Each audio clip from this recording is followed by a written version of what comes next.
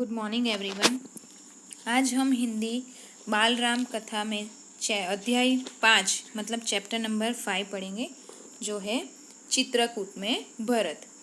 तो आगे हमने देखा कि राम का वन गमन है ना, आगे के चैप्टर में। अब देखेंगे चित्रकूट में भरत। तो चलो देखते हैं, हम पढ़ते हैं। चित्रकूट में भरत कैकई राज्य में थे, अपनी ननिहाल में। ननिहाल मतलब नाना का घर।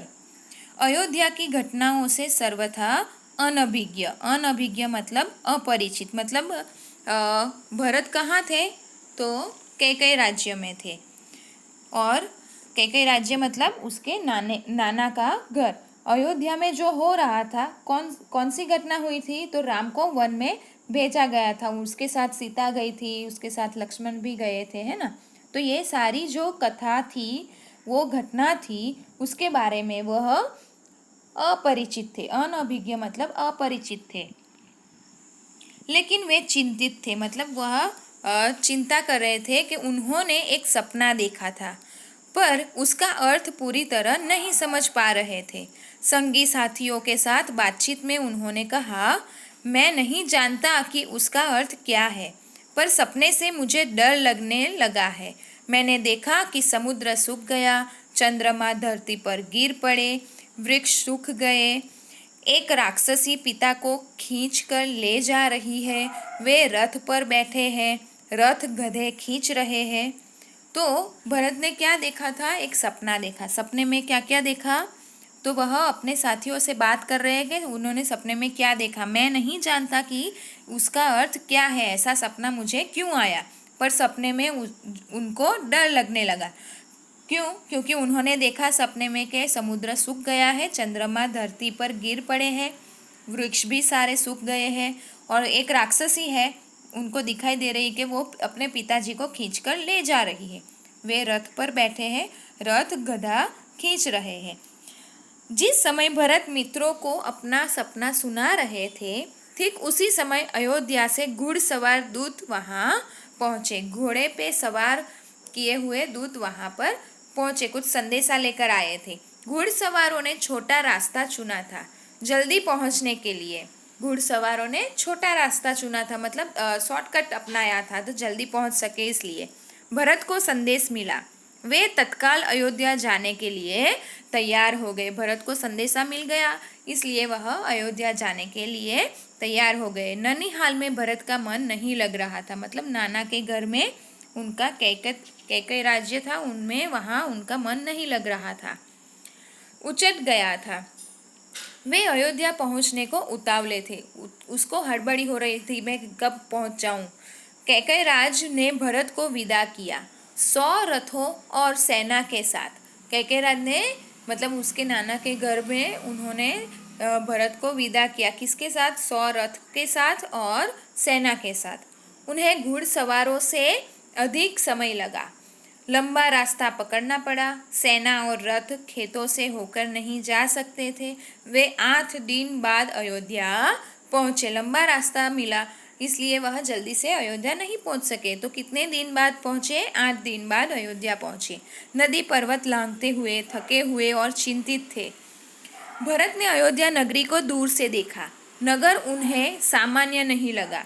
नगर उन्हें सामान्य नहीं लगा, कुछ अलग लगा, बदला बदला सा था। अनिष्ट की आशंका उनके मन में और गहरी हो गई। अनिष्ट मतलब अशुभ, कुछ गलत होने वाला है, अशुभ होने वाला है, ऐसी आशंका मन में शंका होने लगी।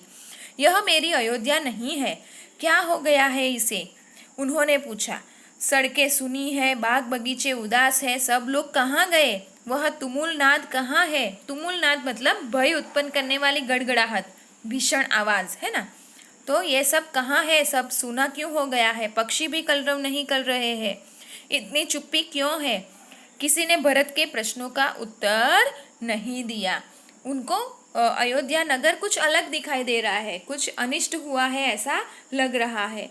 क्यों? क्योंकि वहाँ पर राम नहीं है, लक्ष्मण नहीं है, सीता नहीं है ना, वो तो वन गमन के लिए निकल पड़े हैं, तो उनको अलग दिखा। नगर पहुँचते ही भरत सीधे राजभवन गए। नगर पहुँचते ही सीधे राजमहल में गए, महाराज दशरथ के प्रासाद की ओर, मतलब महाराज के महल की ओर। प्रासाद मतलब महल। महाराज वहाँ नहीं थे। फिर वे कैकेयी के महल की ओर बढ़े। फिर वह कैकेयी की ओर बढ़े। माँ ने आगे बढ़कर पुत्र को गले लगा लिया। कैकेयी उसकी माँ है, तो उन्होंने क्या किया, भरत को अपने गले लगा लिया। परंतु भरत की आंखें पिता को ढूंढ रही थी। किसको ढूंढ रही थी? महाराज दशरथ को, अपने पिता को ढूंढ रही थी। उन्होंने माँ से पूछा, पुत्र तुम्हारे पिता चले गए हैं वहाँ जहाँ एक दिन हम सबको जाना है, उनका निधन हो गया है। माँ ने फिर क्या कहा कि पुत्र तुम्हारे पिता चले गए हैं वहाँ जहाँ हम सबको एक दिन जाना है, उनका निधन हो गया है। भरत यह सुनते ही शोक में डूब गए, मतलब उदास हो गए। पछाड़ खाकर गिर पड़े, मतलब यह सुनकर वह एकदम शोकातुर हो गए और फिर गिर पड़े, विलाप करने लगे। माँ कैकेयी ने उन्हें उठाया, ढाढ़स बंधाया। ढाढ़स बंधाना मतलब धैर्य, हौसला देना। माँ ने उसको हौसला दिया। उठो पुत्र, यशस्वी कुमार शोक नहीं करते, मतलब दुखी नहीं होते। जो यशस्वी कुमार है वो शोक नहीं करते। तुम्हारा इस प्रकार दुखी होना उचित नहीं है। राजगुणों के विरुद्ध है, हमारे राज में इसके विरुद्ध ये आप कर रहे हो। अपने को संभालो, अपने आप को संभालो। क्या से क्या हो गया? भरत यह मानकर चल रहे थे कि पिता राज्याभिषेक की तैयारियों में व्यस्त होंगे, मतलब बिजी होंगे। सब कुछ उल्टा हो गया। उन्होंने मेरे लिए कोई संदेश दिया? यह ऐसा पूछ रहे हैं। भरत ने माँ से पूछा। नहीं, अंतिम समय में उनके मुंह से केवल 3 शब्द निकले, हे राम, हे सीते, हे लक्ष्मण। तुम्हारे लिए कुछ नहीं कहा। उनके अंतिम शब्द कौन कौन से थे? तो हे राम, हे सीते, हे लक्ष्मण, तुम्हारे लिए उन्होंने कुछ नहीं कहा। भरत व्याकुल थे। विकलता बढ़ती ही जा रही थी, मतलब जानने के लिए सब ये सब क्या हुआ, कैसे हुआ, सब जानने के लिए उनकी विकलता बढ़ती ही जा रही थी। वह तुरंत राम के पास जाना चाहते थे। महाराज ने उन्हें वनवास दे दिया है 14 वर्ष के लिए। सीता और लक्ष्मण भी राम के साथ गए हैं। कैकेयी ने भरत का मन पढ़ते हुए कहा, मतलब ये पूछे उससे पहले ही कैकेयी ने सब कह दिया कि महाराज ने उन्हें वनवास दे दिया है 14 वर्ष के लिए। सीता और लक्ष्मण भी राम के साथ ही गए हैं, कैकेयी ने सब कह दिया। वह जानती थी कि भरत यहाँ से सीधे राम के पास ही जाएंगे। वह जान गई थी कि भरत है जो सीधे राम के पास ही जाएंगे। परंतु वनवास क्यों? प्रश्न करा कि परंतु वनवास क्यों भेजा उनको? भ्राता राम से कोई अपराध हुआ, ऐसा वह पूछ रहे हैं। राम ने कोई अपराध नहीं किया। महाराज ने उन्हें दंड भी नहीं दिया, मतलब सजा भी नहीं दी। इसके लिए मैंने महाराजा दशरथ से प्रार्थना की थी। मुझे तुम्हारे हित में यही उचित लगा। इसके लिए मैंने महाराज दशरथ से प्रार्थना की थी कि राम को वन में भेज दे और आपको राजगादी दे। तो इसके लिए प्रार्थना की थी, मुझे तुम्हारे हित में यही उचित लगा था। मैं तुम्हारा अहित नहीं देख सकती थी, क्योंकि उसकी माँ थी ना, इसलिए।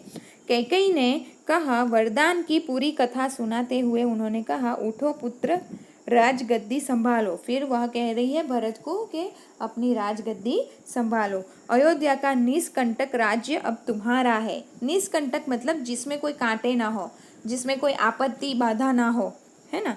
तो यह राज्य अब तुम्हारा है। भरत अपना क्रोध रोक नहीं सके। उसको गुस्सा आने लगा कि ऐसा क्यों किया मेरी माँ ने। चीख पड़े, यह तुमने क्या किया माते? ऐसा अनर्थ, घोर अपराध, अपराधिनी हो तुम।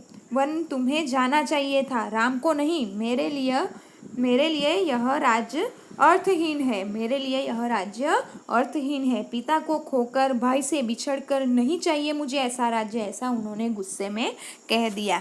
इस बीच मंत्रीगण और सभासद भी वहाँ आ गए। भरत बोलते रहे, तुमने पाप किया है माते। इतना साहस कहाँ से आया तुम में? किसने तुम्हारी बुद्धि भ्रष्ट की? उल्टा पाठ किसने पढ़ाया? यह अपराध अक्षम्य है, मतलब क्षमा के लायक नहीं है। मैं राजपद नहीं ग्रहण करूँगा। तुमने ऐसा सोचा कैसे? सभासदों की ओर मुड़ते हुए भरत ने हाथ जोड़कर कहा, आप भी सुन ले। मेरी माँ ने जो किया है उसमें मेरा कोई हाथ नहीं है। मैं राम की सौगंध खाकर कहता हूँ, मैं राम के पास जाऊँगा, उन्हें मना कर लाऊँगा। प्रार्थना करूँगा कि वे गद्दी संभाले, मैं दास बनकर रहूँगा। ऐसा उन्होंने गुस्से में आकर सबको कह दिया, सबको सुना दिया। भरत बहुत उत्तेजित हो गए थे, स्वयं पर नियंत्रण नहीं रख सके, क्योंकि उनको गुस्सा आ रहा था कि ऐसा राम को वन में क्यों भेजा। बोलते बोलते उनकी सांस उड़ने लगी, वे चकराकर धरती पर गिर पड़े। बहुत उत्सुक हो गए थे, बोलते बोलते उनकी सांस रुकने लगी और फिर चक्कर खाकर गिर पड़े। सूध बुध लौटी, फिर वापस उनको होश आया तो भरत रानी कौशल्या के महल की ओर चल पड़े। फिर उनको जब होश आया तब वह कौशल्या माता के पास चल पड़े, उनसे लिपट कर बच्चों की तरह बिलख कर रोए। फिर छोटे बच्चों की तरह वह रोने लगे, क्योंकि वह अपराध उन्होंने किया ही नहीं, इसलिए उनको बहुत दर्द हुआ। उनके चरणों में गिर पड़े। कौशल्या आहत थी। उन्होंने कहा, पुत्र, तुम्हारी मनोकामना पूरी हुई, तुम जो चाहते थे हो गया। राम अब जंगल में है, अयोध्या का राज तुम्हारा है।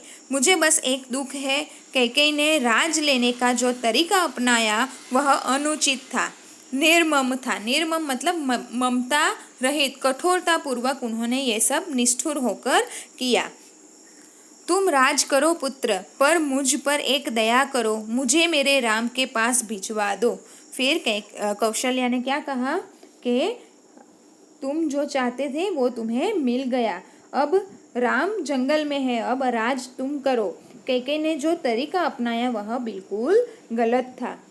अब तुम एक काम करो कि मुझे मेरे राम के पास भिजवा दो। भरत ने रानी कौशल्या से क्षमा मांगी, माफ़ी मांगी, सफाई भी दी। रानी कैकेयी ने व्यवहार पर ग्लानि व्यक्त की, ग्लानि मतलब मानसिक शिथिलता व्यक्त की। कहा, राम मेरे प्रिय अग्रज है, मेरे बड़े बेटे हैं, मैं उनका अहित, मेरे बड़े भाई है, अग्रज है, उनका अहित सोच भी नहीं सकता, ऐसा भरत ने कहा। मैं निरपराध हूँ, मैंने कोई अपराध नहीं किया, ऐसा वह कहने लगे। कौशल्या ने भरत को क्षमा कर दिया, उन्हें गले से लगा लिया। भरत सारी रात फूट फूट कर रोते रहे। सुबह तक शत्रुघ्न को पता चल गया था कि कैकेयी के कान किसने भरे। मंथरा अयोध्या के घटनाक्रम से घबरा गई थी, छिप गई। कुछ दिनों से उसे किसी ने नहीं देखा। अब कैकेयी के कान किसने भरे? तो मंथरा ने भरे। इसलिए मंथरा क्या छुप गई, घबरा कर छुप गई, किसी को नहीं दिखाई दी। तो कुछ दिनों से उसे किसी ने नहीं देखा। भरत और शत्रुघ्न राम को वापस लाने पर मंत्रणा कर रहे थे। तभी शत्रुघ्न की दृष्टि बचकर निकलती मंथरा पर पड़ी। उन्होंने लपक कर उसके बाल पकड़ लिए, खींचते हुए भरत के सामने लाए। उन्होंने क्या किया? तो मंथरा को देख लिया और खींचकर उसके बाल पकड़कर खींचकर भरत के सामने लाए। भरत को दासी की भूमिका बताई। शत्रुघ्न उसे जान से मार देने पर उद्यत थे, तत्पर थे, उसको मार डालना चाहते थे। भरत ने बीच बचाव किया, फिर उसको बचा लिया। किसने? भरत ने। मुनि वशिष्ठ अयोध्या का राज सिंहासन रिक्त नहीं देखना चाहते, मतलब खाली नहीं देखना चाहते थे। खाली सिंहासन के खतरों से वे परिचित थे, मतलब उन पर बहुत बड़ी आपत्ति आ सकती है। किस पर? खाली सिंहासन हो उस पर। उन्होंने सभा बुलाई, भरत और शत्रुघ्न को आमंत्रित किया।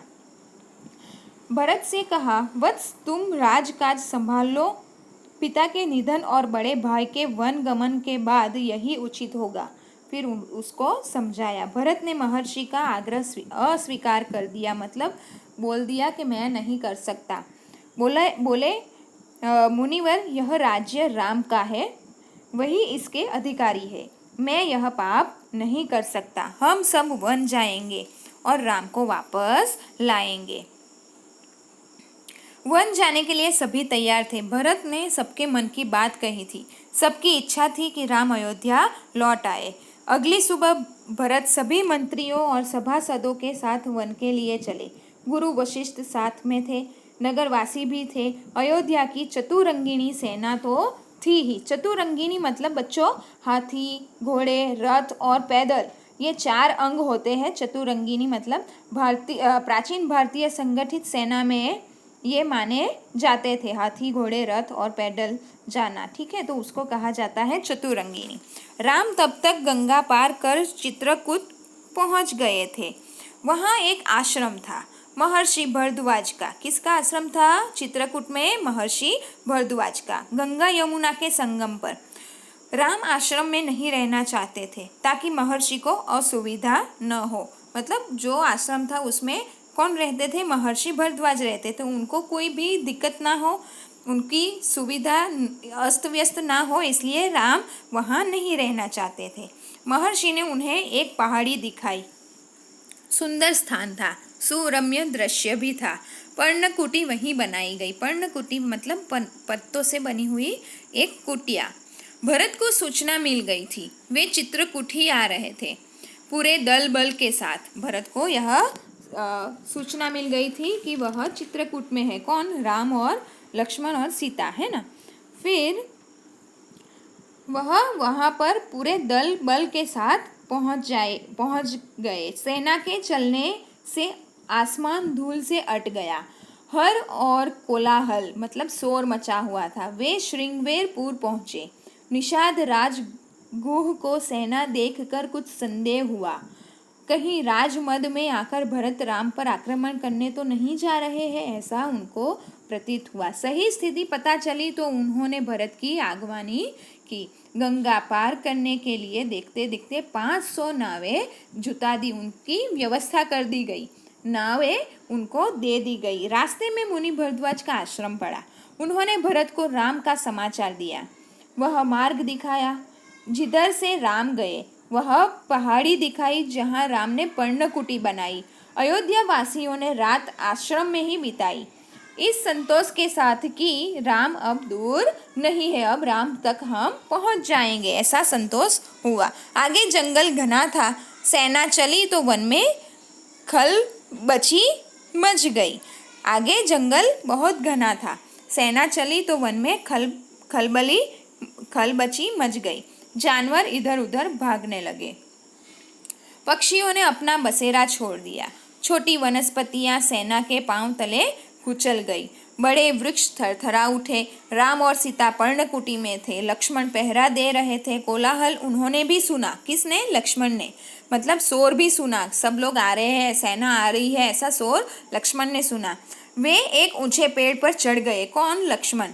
देखने के लिए कि मामला क्या है, ये सब क्या आ रहा है। लक्ष्मण ने देखा कि विराट सेना चली आ रही है। सेना का ध्वज जाना पहचाना था। सेना जो आ रही थी उसका जो ध्वज था वो जाना पहचाना लग रहा था। अयोध्या की सेना थी। वे उत्तर की ओर से आगे बढ़ रहे थे। लक्ष्मण ने पेड़ से ही चीख कर कहा, भैया भरत सेना के साथ इधर आ रहे हैं। लगता है वे हमें मार डालना चाहते हैं ताकि एक छत्र राज कर सके। वह भरत ने जोर से चिल्लाया कि भैया भरत की सेना इधर ही आ रही है, वह हमें मार डालना चाहता है ताकि वह एक छत्र में रहकर अपना राज कर सके।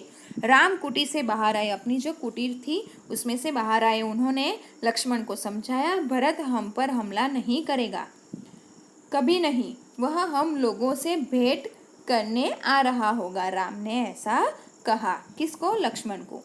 भेंट के लिए सेना के साथ आने का क्या औचित्य? दो भाइयों के मिलन में सेना का क्या काम, ऐसा लक्ष्मण ने कहा। लक्ष्मण आश्वस्त नहीं थे। वे सेना पर आक्रमण करना चाहते थे। राम ने उन्हें रोक दिया। वीर पुरुष धैर्य का साथ कभी नहीं छोड़ते, ऐसा उनको समझाया। कुछ समय प्रतीक्षा करो, मतलब कुछ देर तक राह देखो। इस प्रकार का उतावलापन उचित नहीं है, ऐसा राम ने लक्ष्मण को समझाया। भरत ने सेना पहाड़ी के नीचे रोक दी। नगरवासियों से भी वहीं ठहरने को कहा। कोलाहल थम गया। उसकी जगह पुनः वन की नैसर्गिक शांति ने ले ली। भरत ने पहाड़ी को प्रणाम किया। शत्रुघ्न को साथ लेकर नंगे पांव ऊपर चढ़े। पांवों की गति अचानक बढ़ गई। भाई से मिलने की उत्कंठा में वे और प्रतीक्षा नहीं कर सकते थे। जल्दी उतावलेपन से वह आगे बढ़ रहे थे। पहाड़ी पर दूर से उन्हें एक छवि दिखी। वह राम थे। शिला पर बैठे हुए वह राम दिखाई दे रहे थे। पास ही सीता और लक्ष्मण भी बैठे थे। भरत दौड़ पड़े। जल्दी से वह दौड़ पड़े। राम के चरणों में गिर पड़े। उनके मुंह से एक शब्द भी नहीं निकला। शत्रुघ्न ने भी राम की चरण वंदना की, बोले वे भी नहीं। शत्रुघ्न भी कुछ नहीं बोले। उन्होंने दोनों को उठाकर सीने से लगा लिया। राम ने दोनों को उठाकर भरत और शत्रुघ्न को सीने से लगा लिया। सबकी आंखों में आंसू थे। भरत साहस नहीं जुटा पा रहे थे, मतलब हिम्मत नहीं जुटा पा रहे थे बड़े भाई को यह सूचना देने के लिए कि पिता दशरथ नहीं रहे। एक दुखद समाचार है भ्राता। बहुत कठिनाई से उन्होंने कहा, पिता दशरथ नहीं रहे। आपके आने के 6ठे दिन दुख में प्राण त्याग दिए। राम सन्न रह गए, मतलब एकदम चुप से हो गए, शोक में डूब गए। राम को पता चला कि भरत के साथ केवल सेना नहीं आई है, नगरवासी आए हैं, गुरुजन है, माता है, कैकेयी भी। राम लक्ष्मण पहाड़ी से उतरकर उनसे भेंट करने आए, सबसे स्नेह से मिले। सीता को तपस्विनी के वेश में देखकर माताएं दुखी हो गई। राम ने कैकेयी को प्रणाम किया। सहज भाव से, एकदम सहज भाव से कैकेयी माता को उन्होंने प्रणाम किया। भले ही उनको वन के लिए भेजा गया, लेकिन उन्होंने सहज भाव से प्रणाम किया। कैकेयी मन ही मन फिर पछता रही थी। अगले दिन भरत ने राम से राजग्रहण का आग्रह किया। फिर उन्होंने दूसरे दिन क्या किया, भरत ने राम से राजग्रहण करने के लिए कहा, समझाया, विनती की कि अयोध्या लौट चले। राम इसके लिए तैयार नहीं हुए।